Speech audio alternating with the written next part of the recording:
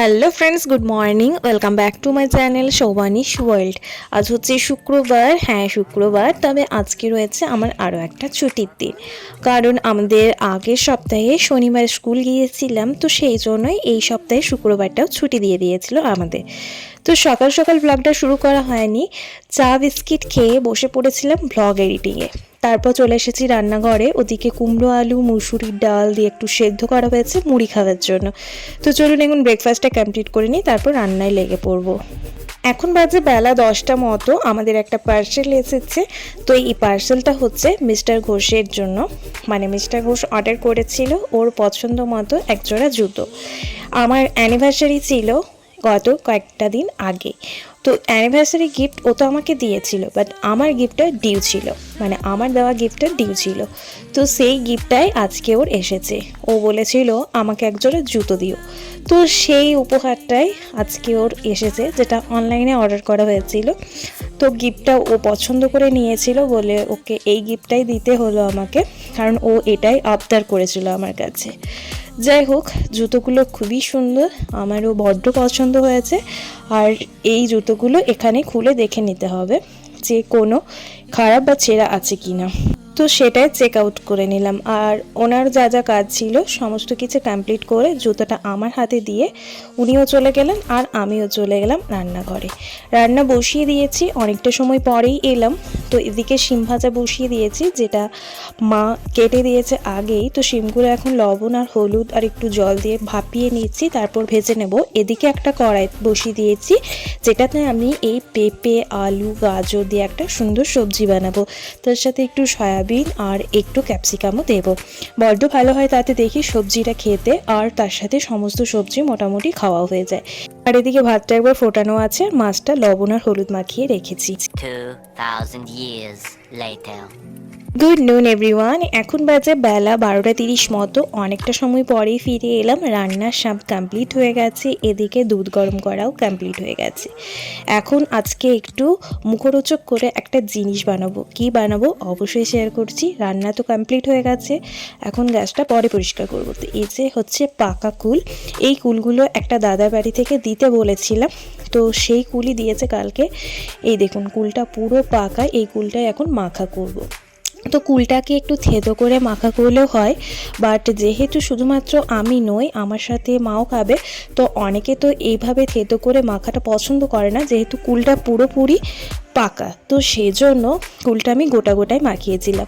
তো তার জন্য নিয়ে নিয়েছিলাম বিট লবণ, লঙ্কার গুঁড়ো, একটু চিনি, যেটা মিক্সিতে আমি পেস্ট করে নিয়েছিলাম, আর তার সাথে একটু ধনে পাতা পুদিনা পাতার যে চাটনি বানিয়েছিলাম সেটা। তো সমস্ত কিছু ভালোভাবে নিয়ে, মানে মিক্স করে নিয়ে এখন কুলগুলো দিয়ে দিলাম, আর কুলগুলো ভালোভাবে মিক্স করে দিলাম। তো আপনারা যদি চান এটাকে একটু থেতো করেও মাখাতে পারেন, বেশ ভালো লাগে খেতে, আর চাইলে গোটাও মাখাতে পারেন, যেটাতে ওপর থেকে এই পুরো মশলাটা মেখে যায় আর তার সাথে খেতেও ভালো লাগে। যাই হোক, কুলমাখা একদম রেডি। আপনাদের কার কার এই কুলমাখা দেখে জিভে জল এলো একটু জানাবেন তো, আমার তো জিভে জল এসেছেই। আচ্ছা, তো চলে এসেছি এখন রোদের মধ্যে। মায়ের দিকে চালগুলো একটু ভালোভাবে মেলে দিচ্ছে, বারবার করে নাড়তে হয় আর মেলে দিতে হয়, তো সেটাই করছে। এদিকে সাদা শাড়িটা আমি পরিষ্কার করলাম, অনুষ্ঠানের দিন পরেছিলাম তো প্রচুর নোংরা হয়ে গেছিলো। হোয়াইট শাড়ি তো এমনিতেই মেনটেনেন্স করা খুব মুশকিল, যাই হোক পরিষ্কার করে নিয়েছি, তার সাথে কুলমাখা নিয়ে রোদে চলে এসেছি, এটা এখন খাবো। আচ্ছা, আবারও ফিরে এলাম অনেকটা সময় পরে। স্নান করে এখন লাঞ্চের টাইম হয়ে গেছে, তো লাঞ্চের জন্য চলে এসেছি। লাঞ্চের হচ্ছে মাছের তেল ভাজা, বেশ পেঁয়াজ কাঁচা লঙ্কা দিয়ে, আর এখানে একটু শিম ভাজা করেছি, যেটা আমি প্রথমেই শেয়ার করছিলাম, গোটা সর্ষে দিয়ে শিম ভাজাটা করেছি। এখানে রয়েছে মাছের টক, যেটা একদম পুরোপুরি কাঁচা মাছের টক, মানে কোনো ভাজার ঝামেলা ছাড়াই বানিয়েছি, বড্ড ভালো হয় খেতে, তার সাথে তেলটাও কম খাওয়া হয়। আর এদিকে রয়েছে পাঁচমিশালি যে সবজি করলাম, পেঁপে আলু গাজর মটরশুঁটি সয়াবিন দিয়ে, তো সেই সবজিটা। তো ওদিকে বাবাকে মাকে খাবার দিয়ে দিয়েছি, আর এটা হচ্ছে আমার খাবার। তো চলুন এখন ঝটপট করে লাঞ্চটা কমপ্লিট করে নিই, বেলা হচ্ছে অনেকটা। যেহেতু আজকে রান্না বসিয়েছিলাম দেরিতে, তার সাথে কুলমাখা খেতে গিয়ে প্রচণ্ড দেরি হয়ে গেছে। Good evening everyone. এখন বাজে সন্ধে 6:30 মতো। মিস্টার ঘোষ বাড়ি ফিরে গেছে আর ও এসে বসে পড়েছে মুড়ি খাওয়ার জন্য। সিঙ্গারা মুড়ি খাচ্ছে, তার সাথে আমরা টিভি দেখছি আর আমিও নিয়ে নিয়েছি সিঙ্গারা মুড়ি, একটু মটরশুঁটি আর তার সাথে একটু দুধ চা। জাস্ট জমজমার সন্ধেটা। তো চলুন সন্ধেটা এভাবে এনজয় করি, পরের কাজ পরে শেয়ার করছি।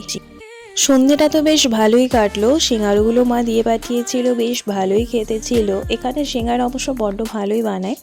যাই হোক, সিঙ্গারা খাওয়ার পর চলে এলাম রান্নাঘরে। তো রান্নাঘরে এদিকে টমেটো কেটে নিয়েছি, তার সাথে আমট মানে আমসত্ত্ব যেটা সেটা নিয়ে নিয়েছি। সমস্ত কিছু জোগাড় করে সুন্দর একটা চাটনি বানিয়ে নিয়েছি, যেটা শেষ পাতে খেতে বড্ড ভালো লাগে।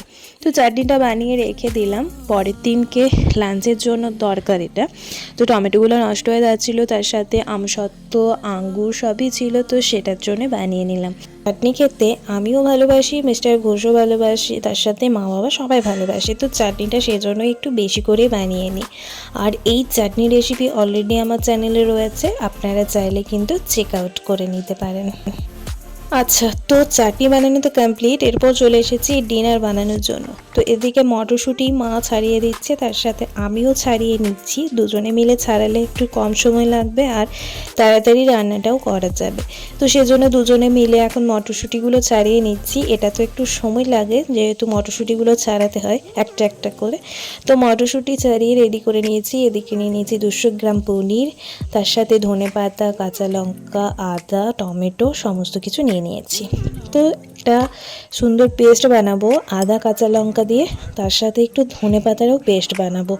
তো সমস্ত পেস্ট রেডি হয়ে গেলে আমি একটা প্যান বসিয়ে নিয়েছি ওভেনে। তো তার মধ্যে দিয়ে দিলাম পরিমাণ মতো সর্ষের তেল, মানে ওই কম পরিমাণে আর কি, 1-2 চামচ মতো। তাতে এখন এই কিউব কিউব করে কেটে রাখা পনিরগুলো এখন ভেজে নেব। খুব একটা ডিপ ফ্রাই করার দরকার নেই, জাস্ট একটু হালকা করে ভেজে নিলেই হবে। তো এখন তেল ভালোভাবে গরম হয়ে গেছে, পনিরগুলো দিয়ে দিলাম, ভালোভাবে ভেজে নিচ্ছি। এখন যেহেতু এই প্যানটাতে রান্না করছি, তাই পনিরগুলো একেবারে ভাজা হয়ে যাবে। বেশ একটু উল্টে পাল্টে পনিরগুলো ভেজে নিচ্ছি সুন্দরভাবে। তো পনির ভাজা কমপ্লিট হয়ে গেলে পনিরগুলো একটা পাত্রে আমি এখন তুলে রেখে দেবো। তো পনিরগুলো ভাজা দেখুন কি সুন্দর হয়ে গেছে। খুব একটা ডিপ ফ্রাই আমি করিনি, জাস্ট হালকা করে ভেজেছি। তো এই পনিরগুলো এখন আমি একটা পাত্রে তুলে রেখে দেবো, তারপর বাকি প্রসেসটা শুরু করব। আচ্ছা, পনিরগুলো তুলে রেখে দিয়েছি। বাকি যে তেলটা পড়ে রয়েছে ওই প্যানটার মধ্যে, তো সেই তেলেই আমি দিয়ে দিলাম একটু জিরে ফোড়নে, তার সাথে দিয়ে দিলাম একটা এলাচ ফাটিয়ে। এর সাথে লবঙ্গ দারুচিনি দিলেও হতো, বাট আর দিলাম না। এটা পুরোপুরি নিরামিষ বানাচ্ছি আমি, আর বানাচ্ছি মটরশুঁটি পনির। কোনো আলু ব্যবহার করছি না, কারণ প্রচণ্ড ওয়েট বেড়ে যাচ্ছে, তার জন্য যতটা পারছি আলুটা অ্যাভয়েড করার চেষ্টা করছি। যদিও কথায় বলে যে যারা মোটা হওয়ার তারা কিন্তু জল খেলেও মোটা হয়, আর যারা পাতলা মানে যাদের পাতলা ধর আর কি, তারা কিন্তু যতই খাক সে পাতলায় থাকে। তো এই কথাটা কিন্তু সত্যি, জানেন। আমি তেমন কিছুই খাই না, শুধু আমার কথা বলছি না, খুব মোটা যারা হয় তাদেরকেও আমি অনেককেই দেখেছি, তারা কিন্তু মোটা কিন্তু তাদের খাবার পরিমাণ কিন্তু খুবই অল্প। আর তার সাথে যারা পাতলা তারা কিন্তু রেগুলার ফাস্টফুড খাচ্ছে, তারপর রেগুলার হয়তো রেস্টুরেন্টে মানে আমাদের তুলনায় বেশি যাচ্ছে। তারা কিন্তু যেমন ফিগার তাদের আমি প্রথম থেকে দেখেছি, এখনও কিন্তু সেই ফিগারটাই রয়েছে। এটা কি করে সম্ভব হয় সত্যি বুঝতে পারি না, মানে পুরোটাই হয়তো ভগবানেরই দান। যেহেতু আমার ওয়েট বেড়ে যাচ্ছে, তাই মনে হচ্ছে একটু পাতলা হলে ভালো হতো। আবার যারা পাতলা তাদের মুখে শুনি তারা একটু মোটা হলে বোধহয় ভালো হতো। মানে মানুষের চাওয়ার শেষ নেই, যার যেটা ধর বা যার যেটা আছে যেটা সেটাতে তাদের পোষায় না, অন্যের যেটা আছে সেটাই তাদের চাই। এরকমই আর কি, মানে মনোভাবনাটাই যেমন কীরকম। যাই হোক, চলুন সবজি রেডি, এবার রুটি লুচি যার সাথে হোক সার্ভ করলেই চলবে। বড্ড ভালো খেতে হয়েছিল, আপনারা পারলে অবশ্যই একবার ট্রাই করবেন।